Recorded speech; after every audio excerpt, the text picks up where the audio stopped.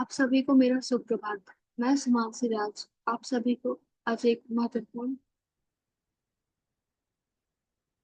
Chapter का एक important विचार विषय पढ़ाना चाहूंगी। मानव स्वास्थ्य और रोग का एक महत्वपूर्ण टॉपिक होता है प्रतिरोधकता। दैनिक जीवन में हमें कई रोग जनकों से संपर्क होता है। हमारा दैनिक जीवन में हम कई रोगजनक के संपर्क में आते हैं, लेकिन हम आसानी से प्रभावित नहीं होते हैं उन रोगजनकों से। ऐसा हमारा प्रतिरक्षा के कारण होता है। यह एक व्यक्ति से दूसरे व्यक्ति में भिन्न होता है। हर व्यक्ति की अपनी अपनी प्रतिरक्षा क्षमता होती है, और वह क्षमता उनके उससे माता पिता से आती है। प्रतिरक्षा रोगजनक पैदा करने वाली बीमारी से लड़ने या मारने के लिए मानव की क्षमता है। ये मानव की ऐसी क्षमता होती है जो भिन्न भिन्न प्रकार के रोगजनक से मनुष्य को बचाने में सहायता करती है। प्रतिरक्षा दो प्रकार की होती है, जन्मजात प्रतिरक्षा और अधिग्रहित प्रतिरक्षा। जन्मजात प्रतिरक्षा के भी भिन्न भिन्न प्रकार होते हैं।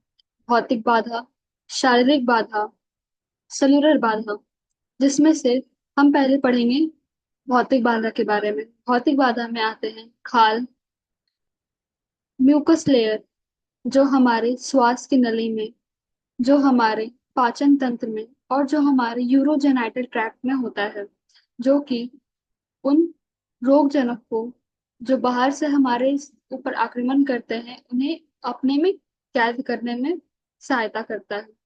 शारीरिक, उसके बाद हम आते हैं शारीरिक बाधा। शारीरिक बाधा में तीन प्रकार के बाधा आते हैं। तेजाब, जो कि हमारे पेट में प्रेजेंट होता है, जो कि हमारे पेट में मौजूद होता है। तेजाब जैस जो हमारे पेट में मौजूद होता है वो है HCl। लार, जो हमारे मुंह में मौजूद होता है, और आंसू, जो हमारे आंख में।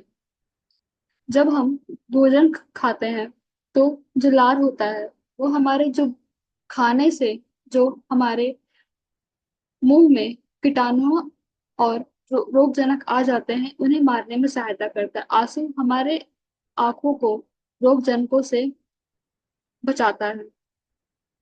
तीसरा, सेलुलर बाधा। सेलुलर बाधा में भिन्न भिन्न प्रकार की कोशिकाएं होती हैं, जैसे कि मोनोसाइट, मैक्रोफाज, पॉलीमॉर्फोन्यूक्लियर ल्यूकोसाइट, प्राकृतिक हत्यारा सेल, जो कि हमारे शरीर को रोगजनकों से बचाने में सहायता करता है। जो जन्मजात प्रतिरक्षा होती है वो गैर विशिष्ट है। यह यह वह है जो रोगजनक पैदा करने वाली और जो रोगजनक से सबसे पहले लड़ता है और सबसे पहले प्रतिक्रिया करता है। इसे हाथ से इम्यून प्रतिक्रिया भी कहा जाता है। अब हम दूसरी प्रतिरक्षा प्रतिरक्षा की ओर चलते हैं। अधिग्रहित प्रतिरक्षा, यह विशिष्ट है। यह समृद्ध द्वारा चारित्रिक है। अधिग्रहित प्रतिरक्षा का एक महत्वपूर्ण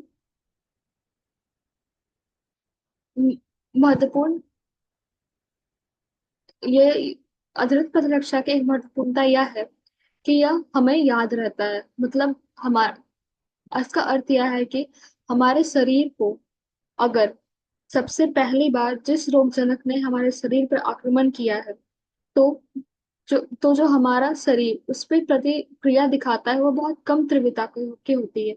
लेकिन जब वही रोगजनक हमारे शरीर पर दूसरी बार हमला करता है तो जो प्रतिक्रिया उत्पन्न होती है वह पहली प्रतिक्रिया यानी प्राइमरी प्रतिक्रिया से उच्च तीव्रता की होती है। इसे ही द्वारा चारित्रिक कहते हैं, यानी वो हमारे शरीर को याद रह जाता है। वो रोगजनक जो पहली बार हमारे शरीर पर प्रभाव कर चुका है, वह रोगजनक हमारे शरीर को याद रह जाता है। यह यह प्रतिरक्षा बी टी लिम्फोसाइट्स के द्वारा किया जाता है। बी लिम्फोसाइट जो होता है वो एंटीबॉडी का उत्पादन करता है।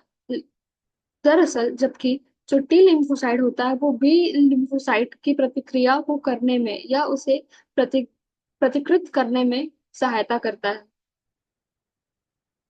बी और टी लिम्फोसाइट जो कि इस प्रतिक्रिया में सबसे अपना महत्वपूर्ण स्थान ग्रहण करता है, वह बी और टी लिम्फोसाइट के कारण जो सेल इसे सेल मध्यस्थता प्रतिरक्षा की प्रतिक्रिया कहा जाता है।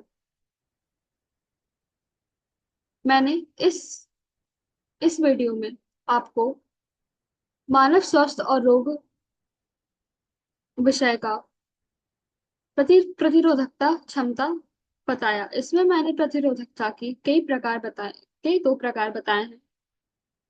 जन्मजात प्रतिरक्षा, अधिकृत प्रतिरक्षा, और ये हमारे शरीर को रोग जनकों से कैसे लड़ने में सहायता करता है, मैंने इस वीडियो में आपको ये बताया है। आप सभी का धन्यवाद।